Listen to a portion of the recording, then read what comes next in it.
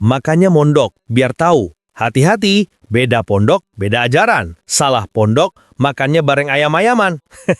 Beda guru, beda ajaran. Salah guru, kerjanya marah-marah mulu. Kamu Ustadz Jahannam. Lu yang mau Kamu Kiai Bang. Kau yang blok. monyet, kurang ajar. Kurang ajar. Otak kayak goblok. Tuh kan, apa pantas yang katanya keturunan Rasulullah mengucapkan kata-kata tidak pantas seperti itu? Terlepas konteksnya seperti apa, tapi video tersebut adalah cuplikan dari beberapa sumber yang memotong video tersebut hanya untuk jadi bukti contoh bahwa memang benar adanya kalau yang katanya keturunan Nabi itu suka sekali melontarkan kata-kata tidak pantas di hampir setiap ceramahnya. Bagaimana menurut kalian? Oh, nggak ngaji ini. Celeng berarti Wahabi mereka. Wahabi mereka. Katanya al-ulama warasatul anbiya, yang berarti ulama adalah pewaris para nabi.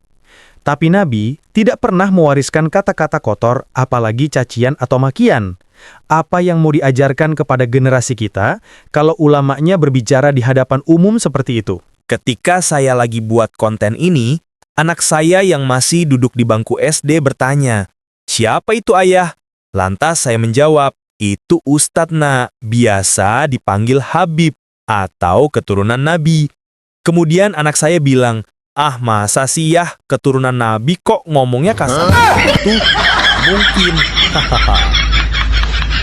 Semoga Allah selalu mudahkan kita untuk mempelajari agama yang baik dan benar. Dan Allah mudahkan pula langkah kita untuk belajar agama dari guru yang akhlaknya baik. Serta Allah mudahkan juga anak-anak kita nanti bisa sekolah atau pesantren di lembaga pendidikan yang selalu mengajarkan agama Islam dengan baik sesuai dengan syariat Islam. Amin. Teman-teman, setelah kami teliti lebih mendalam, ternyata memang dakwah sunnah adalah dakwah yang benar-benar mengajak umat Islam untuk mengikuti dan mengamalkan seluruh ajaran Nabi Muhammad SAW, baik berupa ucapan maupun perbuatan. Dan terlihat jelas perbedaan adab antara dakwah sunnah dengan dakwah yang hanya mengkultuskan tokohnya tanpa ada ilmunya. Karena memang Islam itu agama yang mulia dan harus disyiarkan juga dengan cara yang mulia. Kalau dengan kesombongan, keangkuhan, gila hormat, merasa diri lebih mulia dari orang lain, bagaimana mungkin orang akan tertarik belajar agama Islam? Di saat banyak ustadz lain berbunga hati, jamaahnya berebut tangan berjabat dan mencium tangannya, ustadz bermanhaj salaf yang satu ini justru menolak untuk diajak berjabat tangan karena ada alasannya. Terbukti dalam cuplikan video yang akan kita tayangkan berikut ini, di mana Ustadz Syafiq mendapat pertanyaan dari jamaahnya, dan jamaah tersebut meminta berjabat tangan dengan Ustadz Syafiq, lalu beliau menjawab hampir meneteskan air mata, karena beliau merasa memang tidak pantas untuk terlalu memuja beliau. Kita lihat videonya. Alhamdulillah, Ana senang sekali bisa ketemu dengan Ustadz. Sudah lama sekali Ana menunggu Ustadz di Makassar. Pertanyaannya, apa bisa saya menjabat tangan Ustadz? Jazakallah khair, barakallahu fiik. Jangan ya, Pak. Antum harus rindu sama Rasul SAW. Jangan rindu sama anak. Tangan ini tangan banyak berbuat dosa. Kalau bukan karena Allah tutupi dosa-dosa, maka jangan antum salah antum ketika antum hanya ingin menjabat tangan anak. Antum minta sama Allah, "Ya Allah, aku ingin menjabat tangan Rasulmu Sallallahu Alaihi Wasallam." Jadi nggak perlu antum rebutan jabat tangan ustaz, nggak perlu.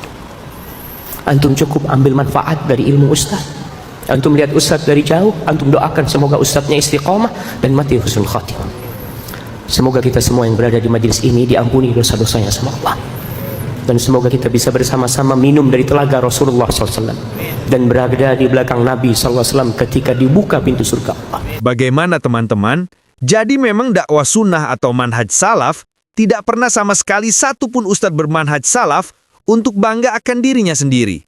Dan tidak pernah mengajak jamaahnya untuk mengagungkan dirinya, apalagi berlebih-lebihan untuk memaksa menghormati dirinya sendiri. Karena seluruh ustadz bermanhaj salaf pasti akan mengajak jamaahnya untuk selalu mengamalkan ajaran agama Islam sesuai dengan Al-Quran dan Sunnah, tanpa harus mengkultuskan tokohnya, mau itu Habib, ustadz, atau kiainya. terlalu berlebihan. Apalagi ketika berjabat tangan. Sampai harus ngesot-ngesot, bahkan sampai ruku atau bahkan sujud, demi menghargai atau menghormati Habib, kiai, ustadz, ataupun gurunya. Hal seperti itu tidak akan pernah teman-teman temukan di pondok pesantren yang bermanhaj salaf. Karena bagi mereka, kita hanya tunduk dan patuh, ruku serta sujud kita hanya kepada Allah Subhanahu wa Ta'ala. Allahu a'lam bissawab. Semoga Allah selalu memberikan kita hidayah. Amin ya Rabbal Alamin.